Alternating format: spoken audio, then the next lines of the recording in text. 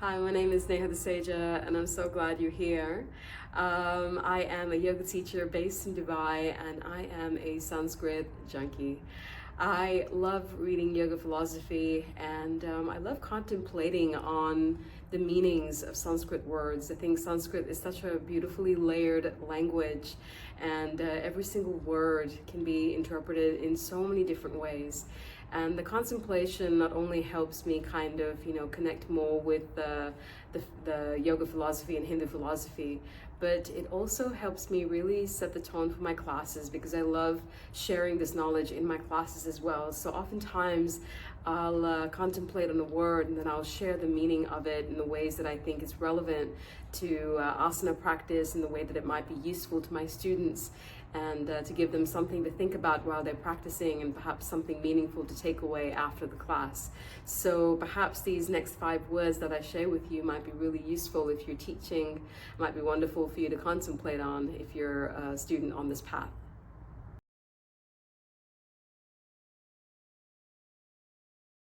So the first word that I actually want to talk about is the word abhyas or Abhyasa, which means to practice.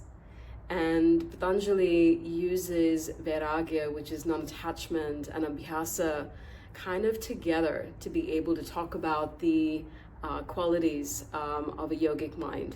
So Abhyas is this idea of practice, and he talks about the kind of qualities that a practice needs to have. He said it needs to be, over a period of time. The practice needs to be on a regular basis, and there needs to be definitely a level of commitment to the practice as well. So, what we're out to discover on this yogic path isn't necessarily going to be revealed to us tomorrow. So the consistency and the longevity and the regularity of the practice is extremely important to be able to develop the kind of mind we need to be able to walk this path. It might often also seem like vairagya, which is letting go, and abhyasa, which is kind of becoming a little bit obsessive about the practice, can look like they're both opposites. But while abhyasa is about, cultivating this sense of discipline and resilience and regularity that is going to train the mind, vairagya is also about training the mind to detach from all the external sensory material longings, and be able to bring that awareness and that attention and that desire to go deeper internally. So Abhyasa and Vairāgya go really, really well together.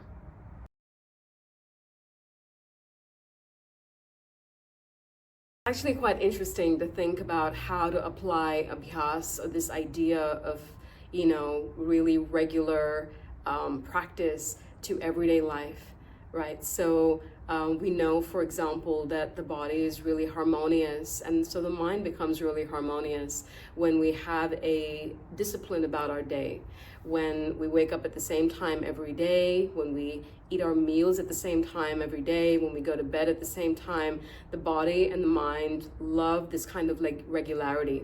And so taking this idea of practice and discipline and applying it to life actually makes us healthier and happier, or more harmonious as well.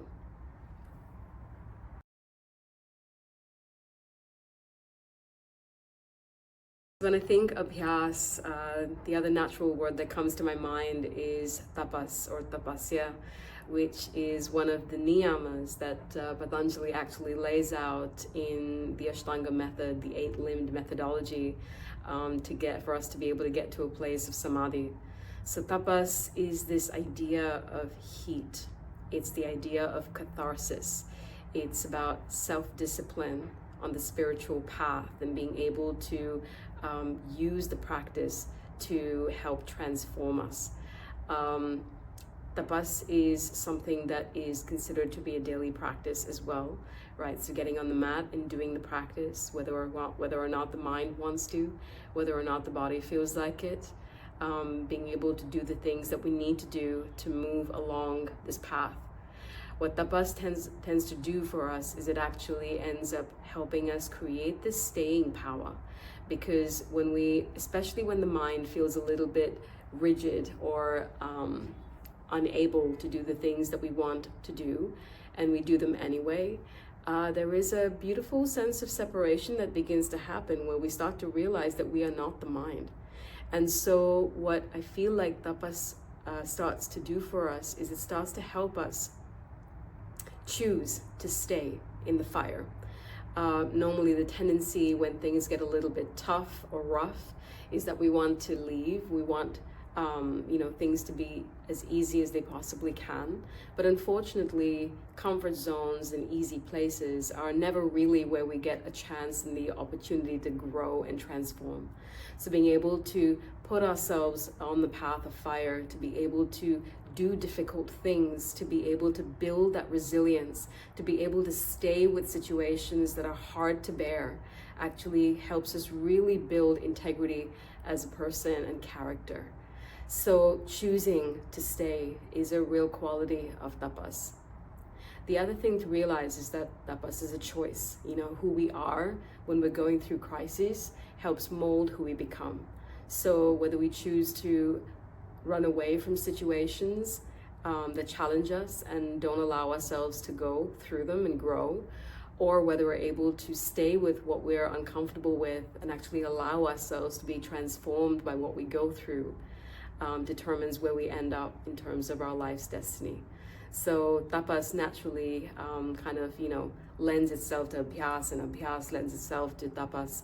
I think they kind of go really beautifully together.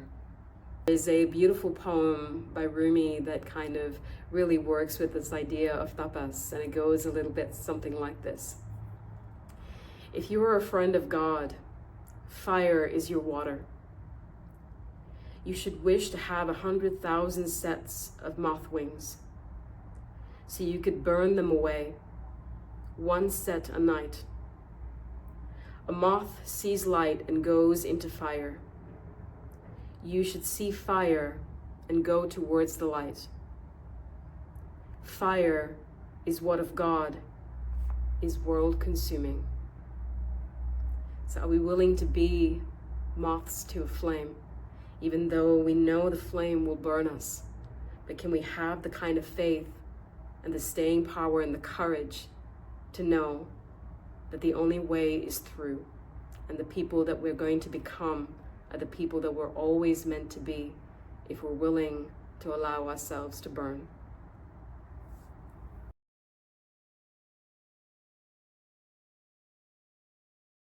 So we've all gone through hard things. I know I have in my life, and yes, it takes a lot of courage to stay with difficult things and to go through them with grace. But the thing that also really, really helps is one of my favorite Sanskrit words, Shraddha. So Shraddha is actually another name for the divine goddess. And faith is something that propels us forward. It's this knowledge that life is working for us, this divine hand that we're being guided by and with, walking this path, and trust in something larger taking care of us always, so that we know that life is constantly working for us, not against us. Faith in this context has little to do with religion. It's more to do with an inner knowing, right? So when we're able to dial down the volume on the mind and being able to tune up the volume of the heart to listen to the wisdom that has always been inside of us. So trusting less the noise that we hear on the outside and all the conditioning that we've been through, and trusting more the wisdom that we were born with and the journey that we're on. That is what Shraddha is all about. In my life, I feel like I've had, all these different relationships with fear, and I'm curious about my relationship with fear because I feel, on some level, fear is what keeps us small. Perhaps, doesn't allow us to reach our full potential in this lifetime. And I feel like in different stages of my life, fear has had its opposites. So fear at some point, the opposite of fear for me was love. And then at other stages, it was freedom, it was rebellion. And now I look back on my life and everything that I've been through, and just seeing how it's all come together so beautifully, better than I could have ever planned, because life continues to give me more than I ever expect. I have so much faith in the way life is going. You know, even when things do become extremely challenging and I'm not sure about what's going on or why it's happening, I have a lot of faith that whatever is happening for my benefit. And this is what I love about Shraddha.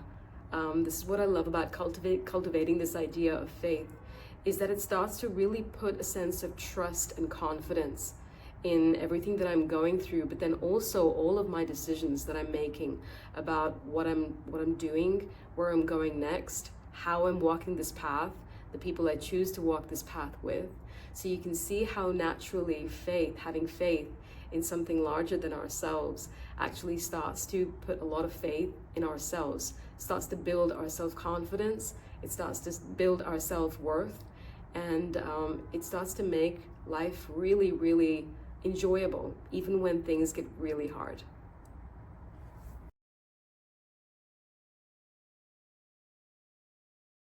Able to journey through life, having the resilience, the sustenance, the determination to walk this path, the faith that everything is happening in my favor, I'm naturally peaceful. And the gorgeous word for that is probably one that you've heard before. It's Shanti. We normally say it at the end of all classes. And it's a beautiful word because it is a reminder that peace comes from a place where we choose to be happy. You know, I think I'm taking this from Mr. Eckhart Tolle, but he had this definition of suffering where he said, you know, suffering is basically wanting to be anywhere but here. And I truly believe that is the case when we're in situations and we don't want to be in them, or we think they're not of our choosing, or we want a different outcome, or we want to be somewhere else entirely. This is what causes our misery. Instead of being where we are, allowing ourselves to go through what we're going through and choosing to be grateful about it, or choosing to be happy about it. Happiness is not something that comes to us that we need to chase. Happiness is a choice that we make in every single moment. And when we can choose to be okay, even when we're not okay, if we can choose to be okay with the situation that we're in, we can choose to be okay with the relationships that we're in, we're choosing to be okay with the life that we have, and we can see all of what we can be grateful for, peace naturally becomes our way of being, our modus operandi.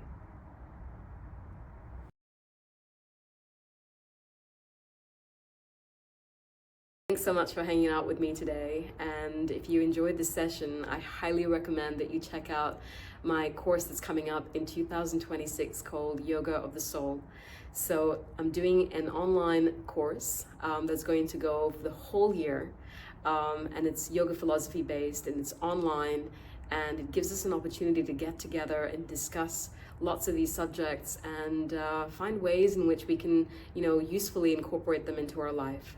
So we're going to be talking about everything from yoga history to cosmology to understanding goddess archetypes to discussing the Ramayana, a little bit of the Mahabharata. We'll talk about the Yoga Sutras. We're going to be doing some chanting, some more Sanskrit terminology.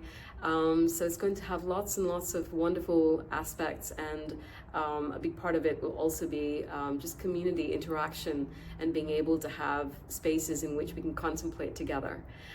It's going to all be online. We're going to be meeting 2 Saturdays each month, the 2nd and the 4th Saturday of every month. And you are free to join the entire year. You can join us for 6 months at a time, so January to June or July through December, or you can even join for individual months. And you don't have to worry if you miss a session because they're all going to be recorded and available for you to watch throughout the year. So check out the information, it's all on my website.